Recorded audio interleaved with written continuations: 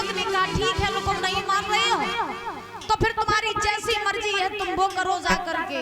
याद रखो बच्चे जब तक बात माने तो वहीं तक मनवाओ, और बच्चे बात मानना छोड़ दे तो तुम बात मनवाए वो छोड़ दो।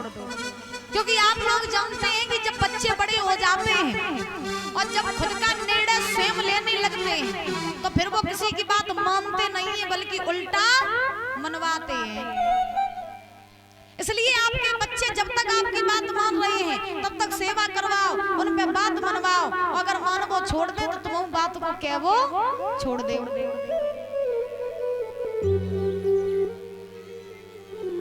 तो महाराज भीष्मक ने कहा ठीक है जैसे तेरी इच्छा है तू कर जा करके। रुकुम लौट करके आया अपने महल में, रा करके देरी नहीं की और शिशुपाल के लिए पत्र लिखने लगा। लेकिन जब महाराज रुकुम ने शिशुपाल के लिए पत्र लिखा तो पत्र में क्या लिखा कि हे साले शिशुपाल, हम अपनी बहन की शादी तुम्हारे साथ करना चाहते हैं, तो जितनी जल्दी हो सके बारात लेकर के तुम कुंदनपुर में आ जाओ। बोली भैया जब पत्र लिखा तो कैसे लिखा?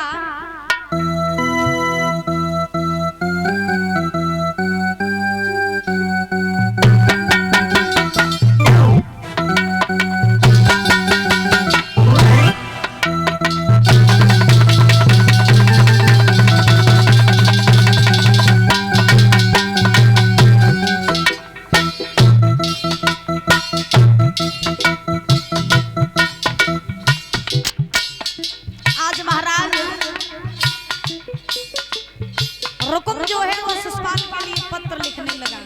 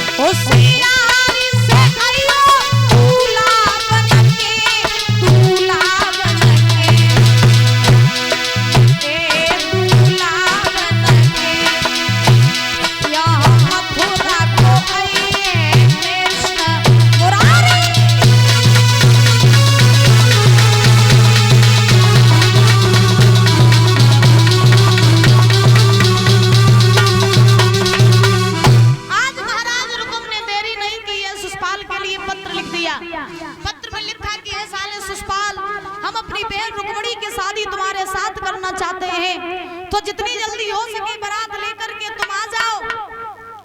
कुंदनपुर में पत्र लिख दिया और पत्र में ये भी लिख दिया कि अयो ने होशियारी से, क्योंकि हो सकता है कि यहाँ द्वारका का राजा कन्हैया भी आवे। तो पत्र लिख दिया नाई पंडित के द्वारा। आज बुजुर्गों पत्र पहुंचा दिया चंदेली में शिशुपाल के पास। शिशुपाल ने जैसे ही पत्र पढ़ा खुशी का ठिकाना नहीं रहा। महाराज आज ब्याह की खुशी के मारे नाचन लगो और नाचत बहु पहुंचो कहाँ? अपनी भाभी के पास।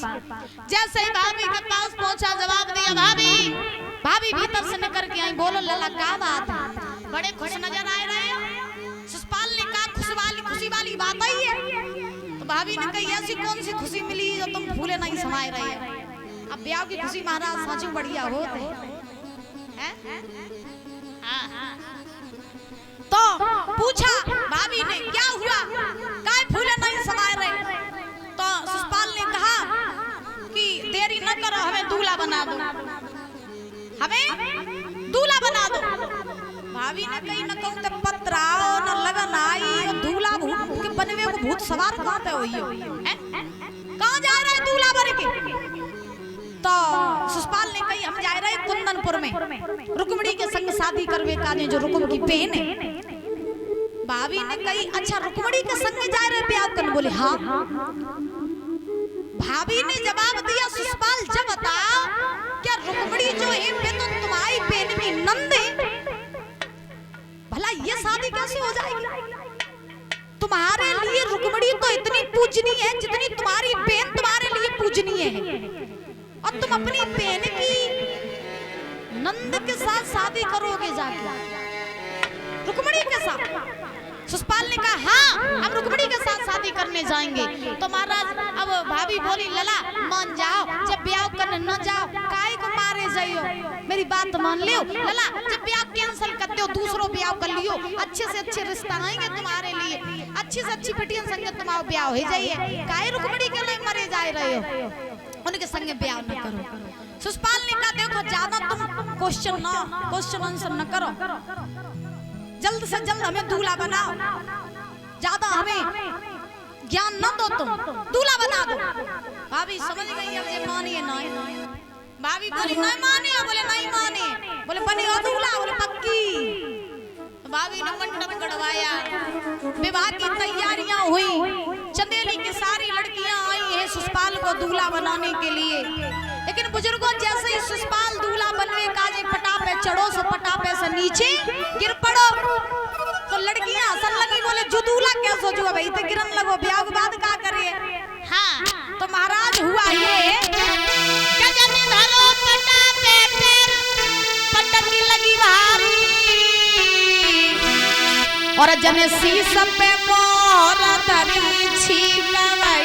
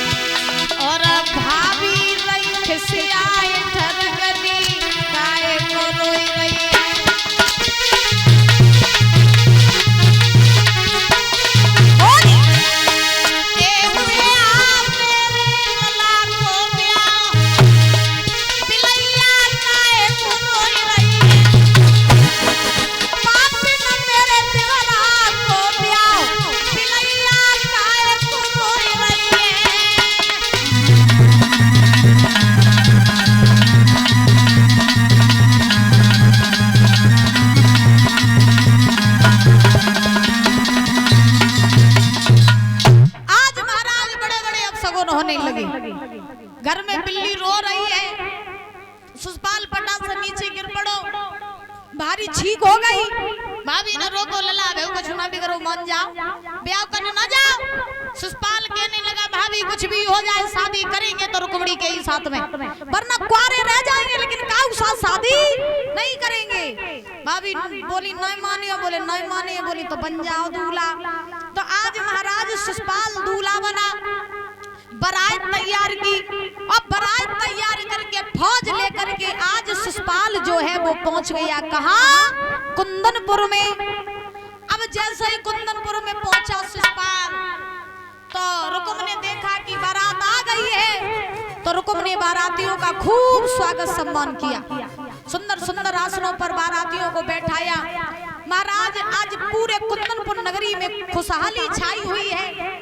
रुक्मिणी को पता चला कि मेरे भैया रुकुम ने मेरी शादी अपने साले के साथ तय कर दी, तो रुक्मिणी रोने लगी और भगवान कन्हैया से प्रार्थना करने लगी, नाथ मैंने बचपन से लेकर के आज तक सिर्फ और सिर्फ तुम्हारी नाम की लगन लगाई, अब मेरे भैया रुकुम ने मेरी शादी अपने साले के साथ तय कर दी, तो कन्हैया मैं मर जाऊंगी लेकिन काबूर संगे ब्याह नहीं करूंगा।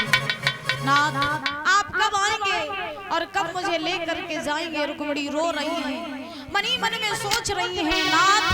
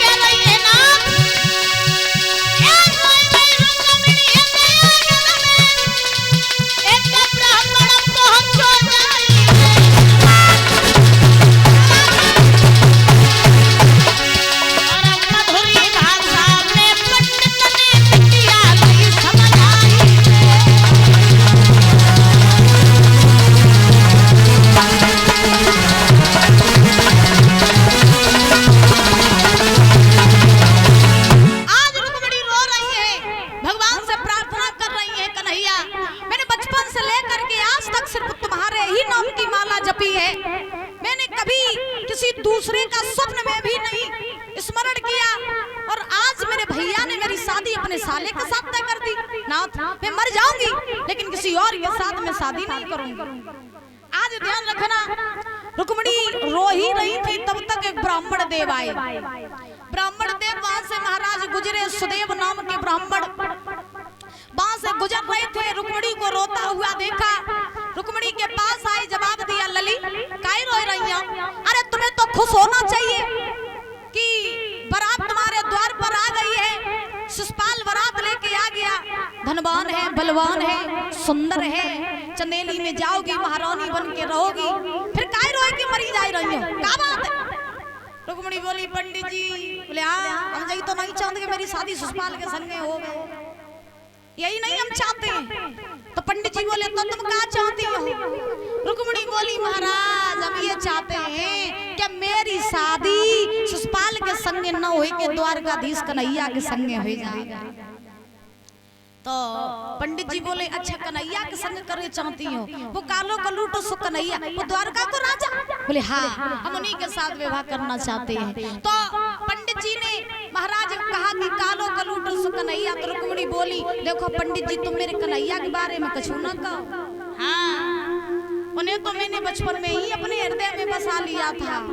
और याद रखो, जहाँ प्रेम होता है वहाँ सकल सूरत नहीं देखी जाती है, वहाँ पैसा नहीं देखा जाता है, घर मकान नहीं देखा जाता है, प्रेम तो आत्मा से होता है।